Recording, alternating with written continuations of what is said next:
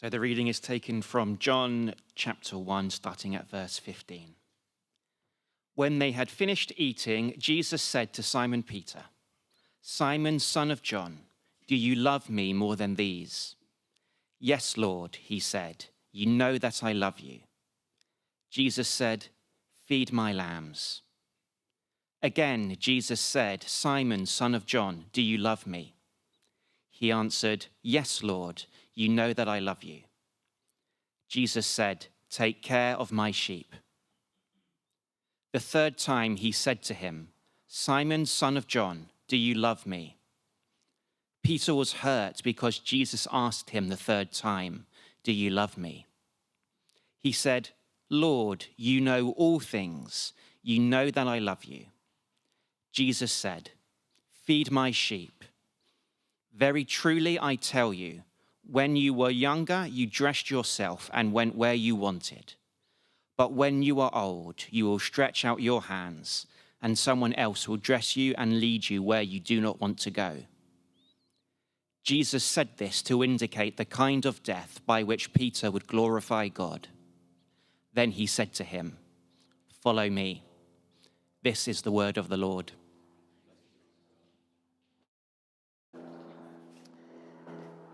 So we got a little video now, which just gives a slightly different take on that same passage of Scripture.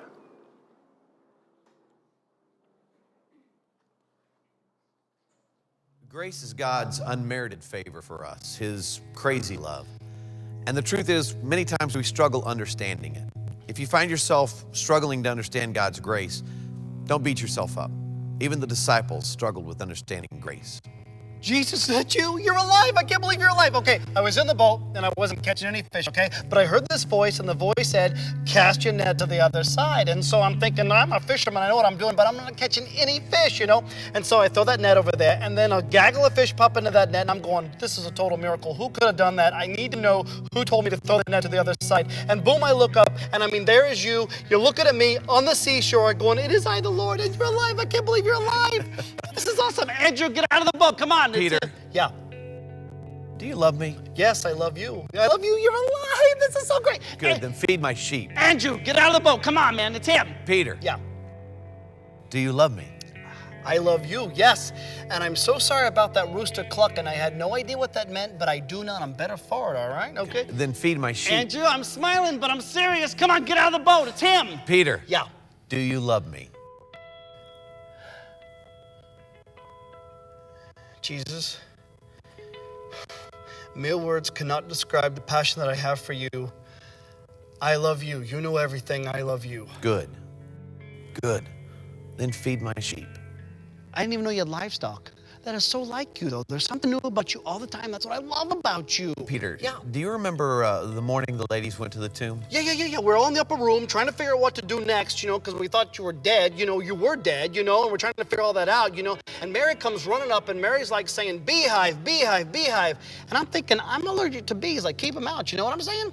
But as she kept getting closer, I heard her correctly. She was saying, "He's alive, he's alive, he's alive." And we're going, "Who's alive, who's alive?" And she said she was at the tomb, and the tomb was empty, and she said that there was an angel there, and the angel said, "Go tell the disciples and Peter that everything is okay, he is risen." And so me and John, we hightailed it down there, and if John says he beat me, he's totally lying, all right? I beat him, FYI, all right, you know?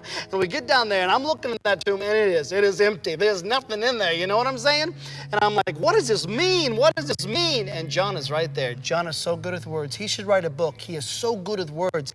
And John said, "Don't you get it, Peter? This is everything Jesus said he was going to do, and you did it, and it's done. Let's go. This is so great." Wait, the angel said what? Go tell the disciples and Peter that everything is okay. He is risen. You've risen. Let's go. He said what? Go tell the disciples and Peter.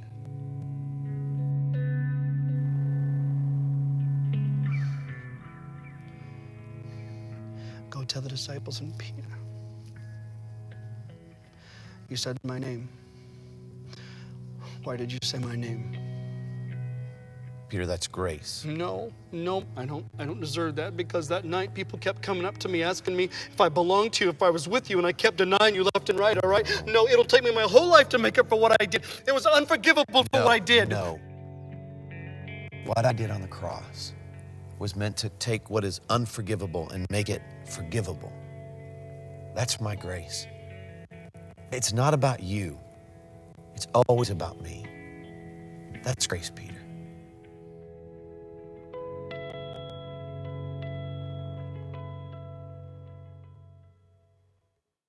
Is it on? It's on, yeah. Thanks, David. Hi, everybody. I hope you're doing well. I hope you've had a good post-Easter week. Has anybody got any chocolate left? Jack, do you? Well done. Fair play to Jack. He's the only one out of all of us. You're a strong man. So yeah, it's now a week ago since we gathered here last Easter Sunday and reflected on the crucifixion.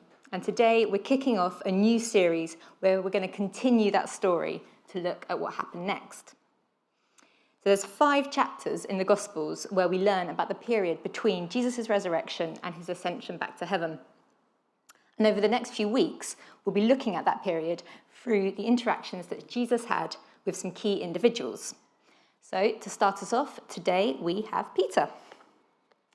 So here's a question to get us thinking about Peter. Does anybody know how many times he's mentioned in the Bible? You can do a bit of a higher or lower. And lots isn't a number, yeah? It is lots. Anyone want to call out, guess a number and call it out? 21. Bit more, higher. More, higher. Higher than 78, yeah. Talking 3 digits. 200. Bit less. Oh, getting closer, a little bit less. 158. Oh, so close. 156 times. So it's 93 times in the Gospels and then 63 times in the rest of the New Testament. So it might not surprise you to learn he's therefore the disciple who gets mentioned the most. In the Gospels, we hear about the incidents he gets himself wrapped up in, like walking to Jesus on the water to then only start to doubt a bit and sink. Or start to sink, he didn't actually sink. Or being quick to dismiss Jesus when he was washing their feet and he kind of completely missed the point Jesus was trying to make. And later on, in the other books of the New Testament, we sort of see Peter getting less brash and a man who sort of gained some wisdom and patience. And as we witness Peter's interaction with Jesus in today's reading, I believe we start to see that tipping point. So let's have a look at the scene where a resurrected Jesus is meeting up again with Peter and some of the disciples. So Alex read us the middle portion of John chapter 21. If we look back to the start of the chapter, the scene is set that Peter and some of the other disciples are out fishing on the Sea of Galilee, a bit like what we saw in the video earlier. So at this point, they'd already met the resurrected Jesus once when he appeared to them in the locked room. And on that occasion, there was a lot of doubt and fear and confusion mixed up with the disciples' amazement. But this time, they've kind of got those initial emotions out of the way and they can focus on the joy of seeing their friend again.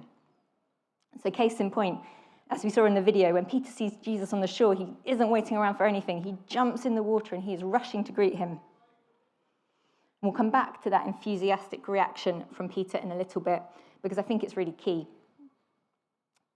But they have this breakfast of grilled fish and bread on the beach. And then after they've finished that, it's time to get down to business, and that's where our reading took place. So 3 times, Jesus asks Peter if he loves him. Many of you who've been coming to church for a while will know the significance here, but it never hurts to remind ourselves. So when Jesus was arrested, Peter was questioned 3 separate times as to whether he was a disciple, and each time he denied it. It was an act so significant that it's mentioned in all 4 of the Gospels. 3 times. Not an accidental one-time thing, not twice, but 3 times. And this is something that Peter had previously been so certain that he wasn't going to do. Mark 14, verse 31 tells us that Peter was emphatic when he said to Jesus, "Even if I have to die with you, I will never disown you." So sometimes when it's Easter, and we hear Peter's betrayal preached on, it can feel like we're really judging him.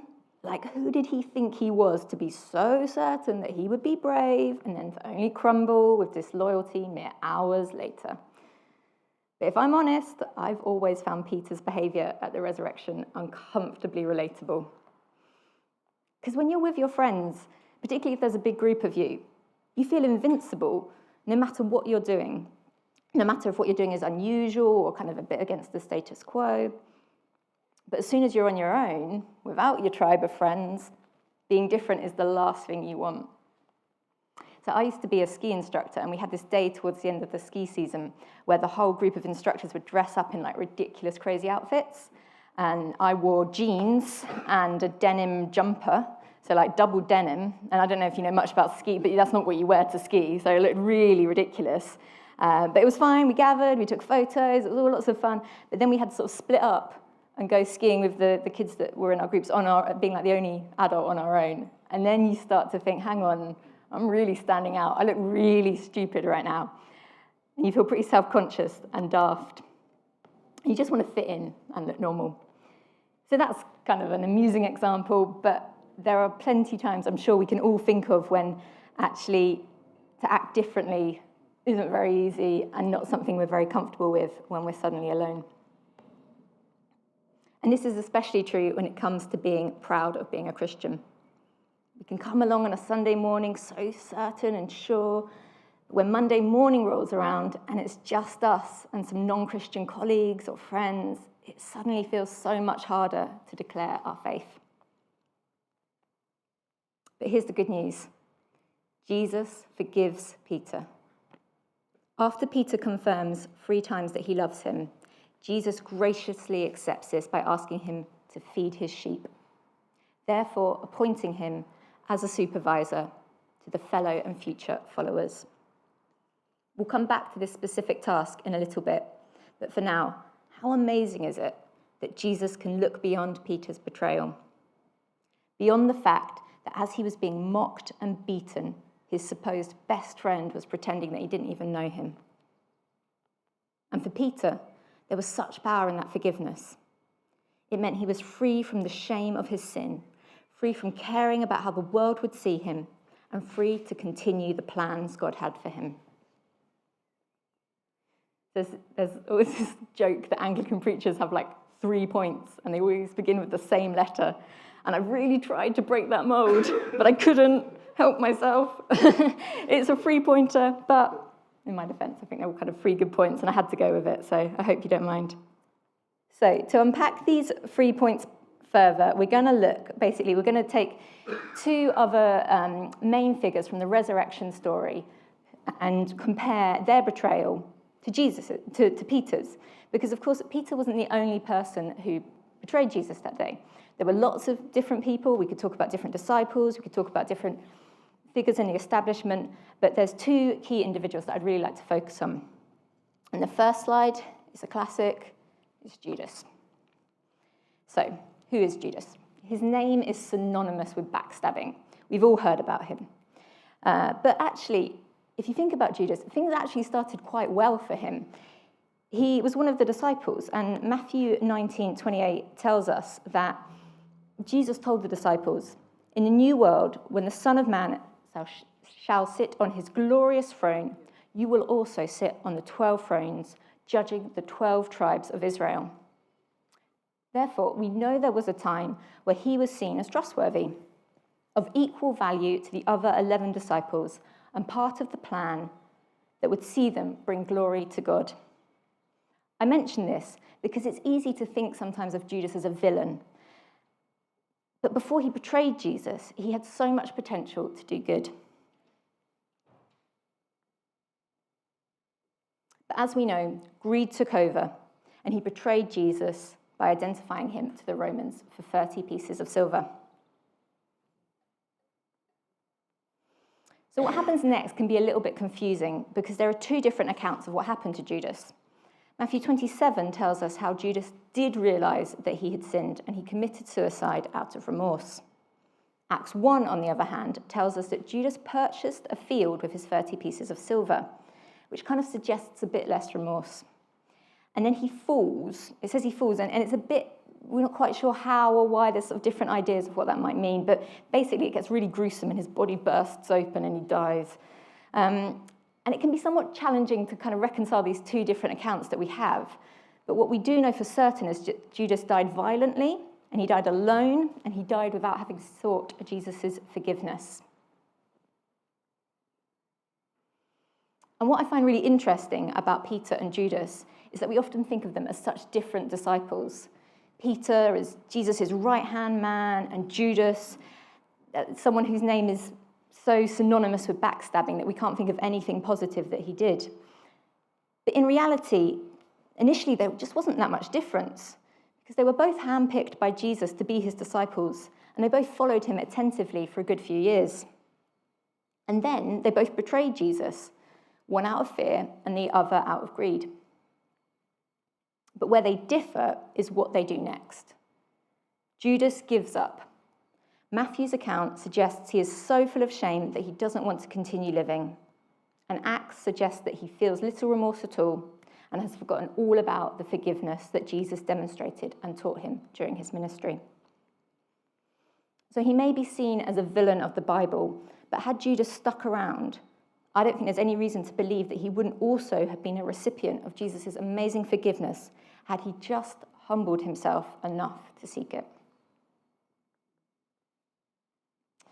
Meanwhile, in comparison, we've got Peter and his sheer delight when he sees Jesus on that shoreline. As we heard, he's jumping into the water because he is so happy to see his friend again. I couldn't decide which picture to go with. One is kind of bleak and realistic, and Peter's looking really pasty. And the other one, I don't know if you can see it, but it's like neon pink. It's so like glorious. So I kind of went with both because I thought there's one for the realists and there's one for the idealists, and they're kind of all different art styles. But yeah, so the images show us that Peter was free from the. He was by freeing us from our sin and shame, room was made for joy. This morning, the band led us in the Chris Tomlin version of Amazing Grace.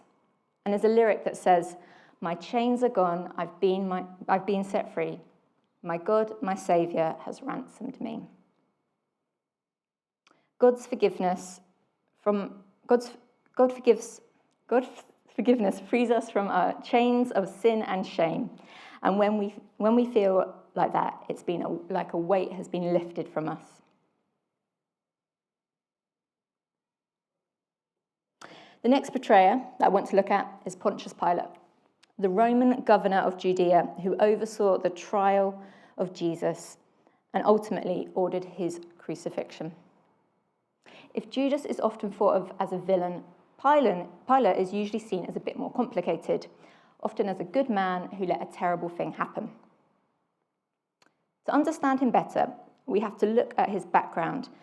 Unfortunately for that, there's a lot we still know about Roman history.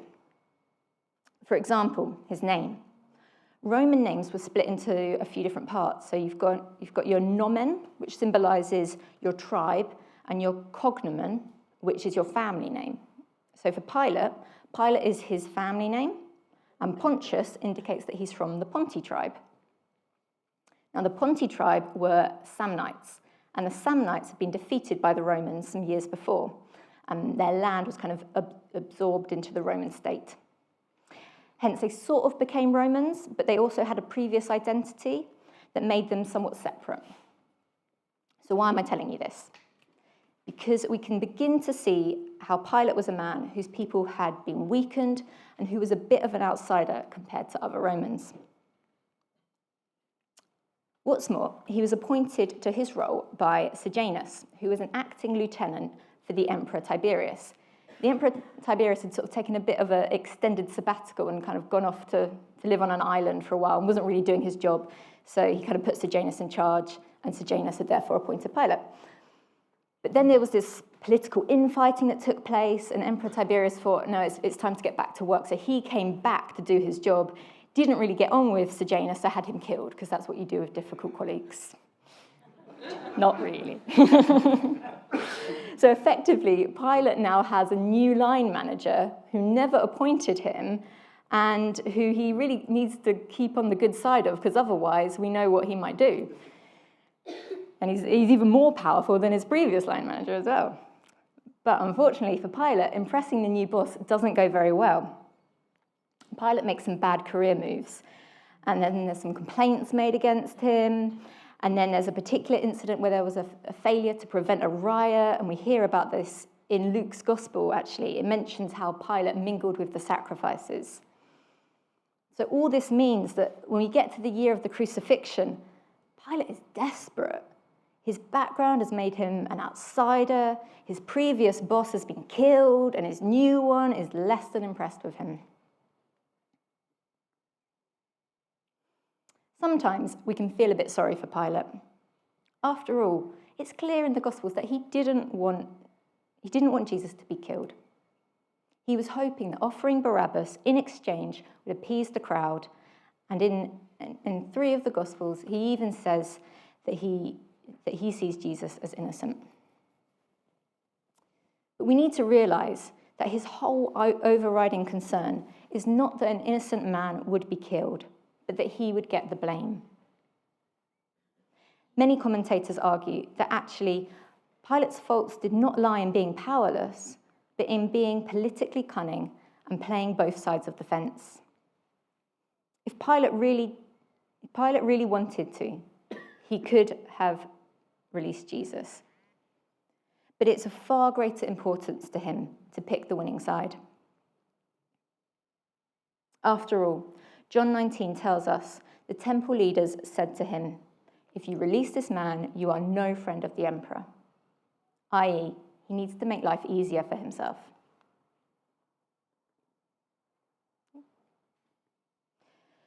So Peter was doing something similar when he denied Jesus. He was picking the easy way out. When public opinion goes against the guy you like and no one around you seems to agree, give up and walk away. So what's the difference between Peter and Pilate? Peter learnt from his mistakes, and Pilate didn't really. The Bible doesn't tell us any more about what happened to Pilate, so to find this out, we have to look back at historical commentators. Bit of a disclaimer, I didn't know all of this from my own knowledge. I got a lot of it from a Christian book called The Longest Week by a guy called Nick Page, who's a sort of a historian, and he looks at the crucifixion through the historical context, so that week leading up to Jesus' death. So it's a very useful book, and if anyone's interested, I highly recommend it. I thought I should say that because otherwise people will think, how does she know all of this? But anyway, there was an incident with some Samaritans who had gathered, this is after the crucifixion, there was an incident with some Samaritans, and they gathered on this mountain because they believed that a prophet had told them to. Obviously, it's not in the Bible, it's not something that we believe actually happened, but the Samaritans thought that they should be on this mountain. And the Romans, they didn't like this, and they thought there might be a riot. So Pilate, he had the Samaritans executed, but it's kind of difficult to see why, because compared to the Romans, the Samaritans were tiny. They really didn't have that much power. And so the reason that Pilate did this is probably because, yet again, he's just trying to win favor with his superiors. They say that we don't want them there, and he's like, okay, I've just killed them. Just kill them. And he's choosing the easy option. He's not trying to really choose the right option here. And it really looks like, yet again, however troubled he might have been about Jesus' execution, he had not changed his ways.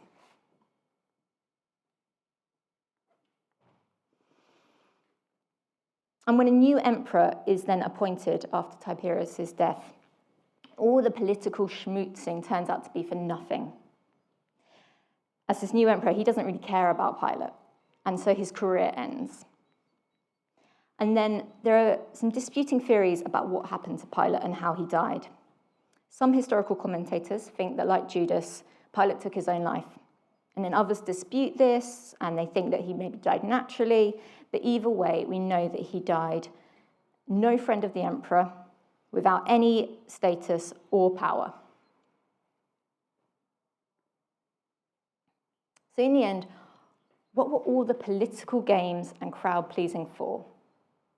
Pilate spent his whole career worrying about how he was perceived by the people and not by God. Which is ironic because God's love for us and ultimately his forgiveness means we are free from worrying about what people think of us. Our judgment on this earth will not come from our friends or colleagues, from our bosses or from those with power. We do not have to climb the social ladder or form questionable alliances to be guaranteed a spot in heaven. Unlike Pilate, Peter came to learn the importance of not backing down to social pressure. The book of Acts tells us about the days of the early church after Jesus' ascension, not Peter. Peter is a key player in the months and years that follow. And he begins to lead the church in Jerusalem, and he travels to Antioch, where he establishes the church of Antioch. And it's not always easy for him. It gets pretty tense at times. And it's not always easy. So Acts chapter 4 tells us how Peter was seized by the Sadducees and put into prison and sentenced to death. But that didn't stop Peter from testifying that Jesus was the Son of God. I wonder if in those moments, if Peter was tempted to back out, if he was tempted to appease his captors by denying Jesus again. I wonder if he fought back to those courtyards where servant girls and onlookers were asking him if he knew Jesus. Was there now a newfound confidence that he would not give up or give in to the social pressure? That he had made that mistake before and he would not do it again? Had Jesus' forgiveness helped him to care less about how other people would perceive him?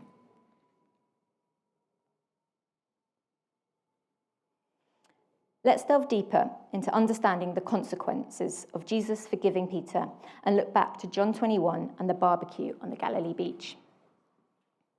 Remember how 3 times Jesus asked Peter if he loved him. And with each reply, Jesus then gave Peter some instructions. Feed my sheep, take care of my sheep, and feed my lambs. Now, obviously, as the video also told us, Jesus didn't have a literal flock of sheep that he needed Peter to attend to. He was referring to his followers, the early church, if you will. And notice the words, feed, take care of. He's setting Peter up with a task of great compassion and responsibility. The commentary in the NIV Bible puts it like this. Jesus had graciously accepted Peter's declaration of love, so restores him to fellowship and commissions him to service, emphasizing his pastoral role. As encouraging as this must have been for Peter, Jesus also sheds a small glimpse of what Peter's future has in store in verse 18. He says to him, "But when you are old, you will stretch out your hands, and someone else will lead you where you do not want to go." And then as verse 19 then says, this stretching out the hands is indicating the type of death that Peter will suffer, i.e. crucifixion. And of course, Jesus was correct. We know from early church history, or early church tradition even, that Peter died by crucifixion in Rome under the Emperor Nero, who had been condemning of Christians. But Jesus' prediction of Peter's death isn't just about the suffering he would endure. If we look back to the complete verse 19, it says, Jesus had said this to indicate the type of death by which Peter would glorify God. Then he said to him, "Follow me." By which Peter would glorify God. By following Jesus to suffering and death, he shows such loyalty to Jesus that it glorifies God. The man who had denied Jesus to save himself will go on to become a resilient and influential apostle. But none of this glorifying God would have been achievable without Jesus' forgiveness. His forgiveness of Peter's sins of dishonesty and disloyalty mean the slate has been wiped clean for Peter to follow the path God needs him to take. Because it wasn't just trials and crucifixions for Peter. The books of Acts and then 1 and 2 Peter take us on a journey of watching him grow as a preacher and a founder of the early church. Take the events at Pentecost, for example, when the disciples were first filled with the Holy Spirit and started speaking in tongues. Despite some onlookers dismissing him as drunk, Peter got up and preached to the crowd about Jesus, telling them to repent and get baptized, resulting in about 3,000 people getting baptized that day. So here's the thing about Peter. As I said at the start, hearing about him at Easter can be uncomfortably relatable. but he is also powerfully inspiring. He did not give up when he realized he had sinned, but he sought Jesus' forgiveness and learnt from it. We can use this as an example to not hide in shame, but to always go to God and seek forgiveness when we know we have done wrong. He learnt from the terrible mistakes he had made, and he stopped putting so much worry into how others saw him. We can strive to be more like Peter and less like Pilate when it comes to the amount of care we have over the opinions of others. And he used God's forgiveness as a clean slate to continue the plans that God had for his life. God has plans for all our lives, and we must not let setbacks of sin stop us from fulfilling them. When we know that we've done wrong, we can learn from it and seek forgiveness, but we must not let it hold back from following him boldly. So God, thank you so much for the grace that you showed us, for the forgiveness that you offer us when things go wrong. Sorry that we can't be more like you. Sorry that we do get it wrong. But thank you that you are there to forgive us when we seek it. And please help us, Lord, as we strive to be more like you. Please help us to be more like Peter in seeking you, in taking joy in your forgiveness, and from letting it not affect the plans you have for us. I pray that you will bless our weeks and let this message be encouraging as we go forth.